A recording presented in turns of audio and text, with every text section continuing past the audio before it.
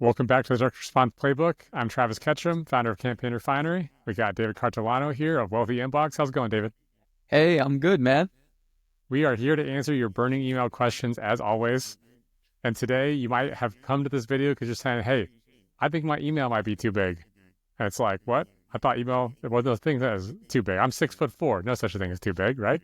That's right. That's right. And I'm 5 feet 2 inches. So, I mean, the only thing that was too big for me growing up was like the roller coaster. You must be Oh, this tall to ride. It was very sad sometimes, but I got over it.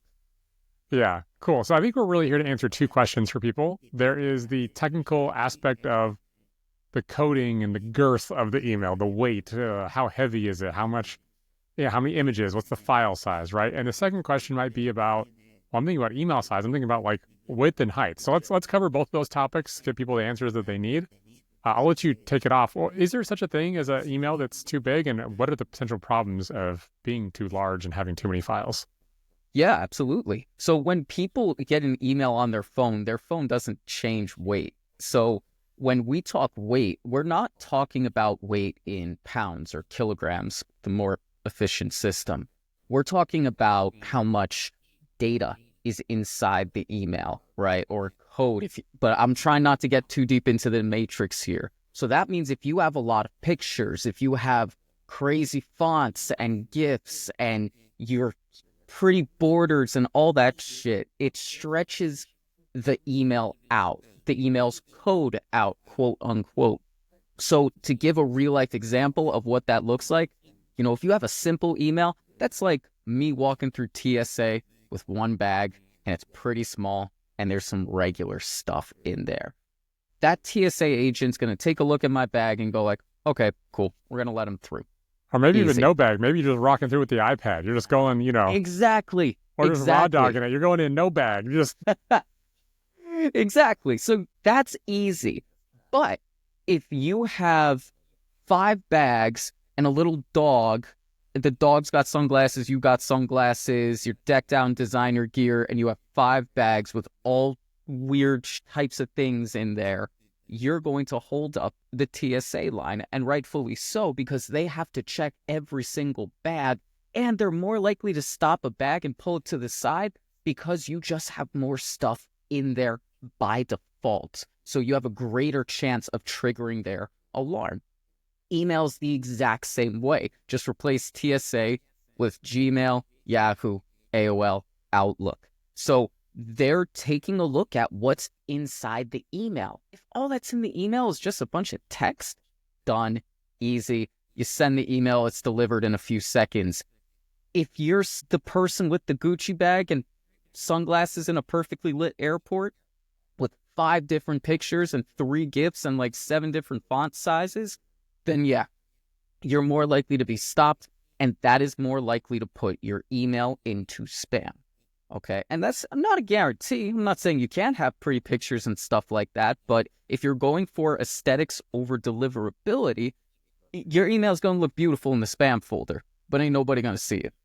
Okay. well, and So, there's even actually a few more insidious things than that because a lot of these, especially the long tail mailbox providers, have really small allowances on the total storage in an inbox and the per message size. So you're more likely to get straight up bounced, to get blocked versus even going to spam. I'm probably dating myself here on age, but I remember when Gmail first rolled out and they were like, man, you get a gig of space.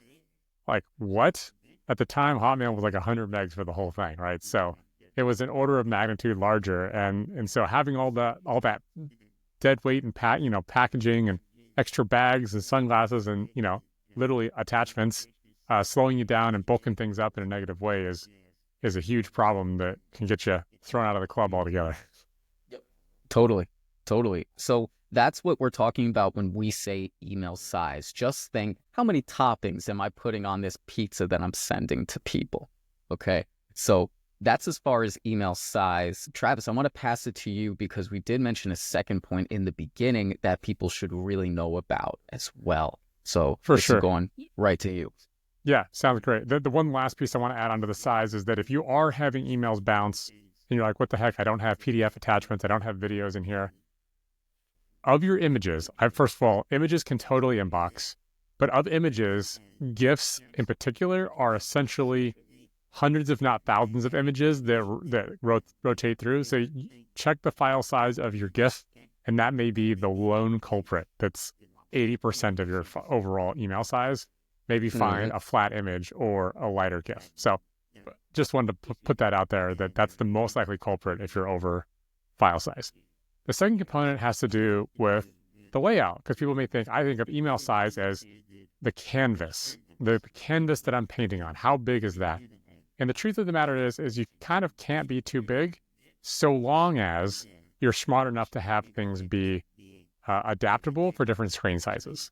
So if you have it coded in such a way that it's always going to be, 1,200 pixels wide, well, our phones aren't 1,200 pixels. I mean, they are now because they're high definition, retina, whatever. But like in terms of actual addressable pixels, effective pixels to be similar to the way most people are used to on computers, if it's always rigidly the same width, it's going to look funny on different devices.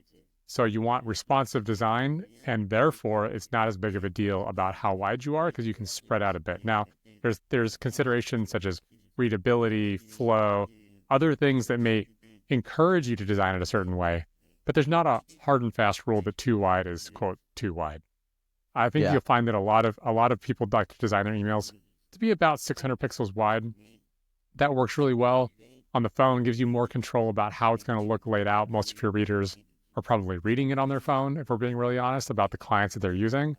And then when you're on a desktop, having it sort of shortened up and narrowed, I personally tend to believe that makes it easier and more likely for the reader to do a line return. What I mean is actually want to go to the next line.